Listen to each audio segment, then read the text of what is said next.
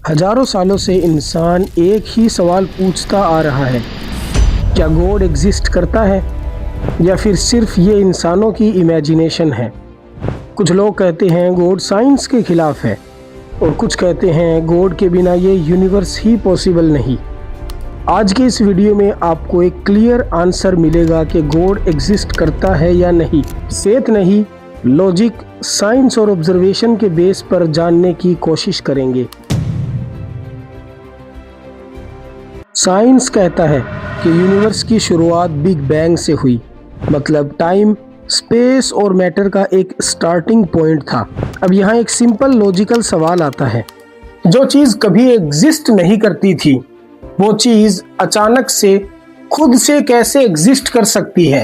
हर चीज़ जो बिगिन होती है उसका कोई कॉज होता है। मोबाइल बिना मेकर के नहीं बन सकता, पेंटिंग बिना पेंटर के नहीं बनती, बिल्डिंग बिना किसी बिल्डर के नहीं बन सकती, तो फिर ये पूरा यूनिवर्स बिना किसी कॉज के कैसे बन गया।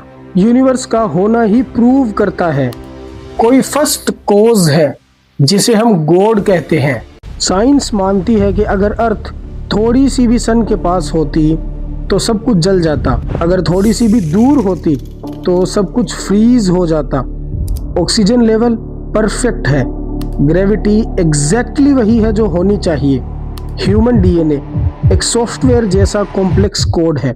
साइंस मानती है कि अगर एक भी कांस्टेंट थोड़ा सा चेंज हो जाए तो इस यूनिवर्स में लाइफ पॉसिबल नहीं है, और इसी को कहते हैं fine tuning of the universe.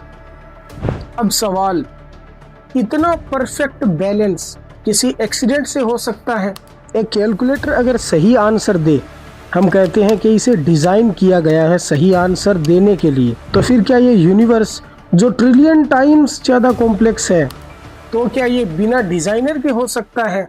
चाहे कोई भी कंट्री हो, रिलीजन हो या कल्चर, हर इंसान जानता है कि मर्डर गलत है, धोखा देना गलत है, इंसानियत सही है। ये मोरल सेंस हमें स्कूल में नहीं सिखाया जाता, ये हमारे अंदर से आता है। अगर सिर्फ एवोल्यूशन होता तो राइट और रॉन्ग का कॉन्सेप्ट ही नहीं होता। शेर अगर हिरन को मारे वो क्राइम नहीं है, लेकिन अगर इंसान इंसान को मार दे तो वो क्राइम है। क्यों?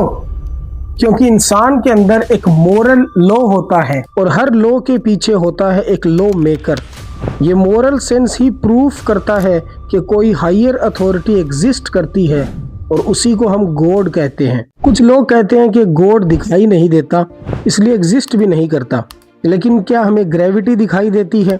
टाइम भी हमको नहीं दिखाई देता और हमारे थॉट्स भी नहीं, पर हम उनके इफ़ेक्ट्स देखकर मानते हैं कि वो चीज़ एग्जिस्ट करती है, और हम गॉड को भी उसके इफ़ेक्ट से ही जानते हैं। गॉड का एग्जिस्ट करना सिर्फ रिलीजन का सवाल नहीं है, बल्कि ये लॉजिक, रीज़न और ऑब्जर्वेशन का सवाल है। हो सकता है गॉड को हम पूरी तरह ना समझ पाए हों, यूनिवर्स का होना, डिज़ाइन का परफेक्शन, मोरल सेंस का होना, और ये सब मिलकर एक ही बात की तरफ इशारा करते हैं, something greater than us exists. सवाल ये नहीं है कि गॉड एग्जिस्ट करता है या नहीं, सवाल असल में ये है कि क्या हम सच देखना चाहते हैं या नहीं। अगर आपको ऐसे डॉक्यूमेंट्री स्टाइल, इस्लामिक और लॉजिकल वीडियोस पसंद है तो लाइक, शेयर, सब्सक्राइब करना बिल्कुल भी मत भूलें। कमेंट सेक्शन में अपना सजेशन ज़रूर दें। डज गॉड एग्जिस्ट के बारे में आप क्या सोचते हैं?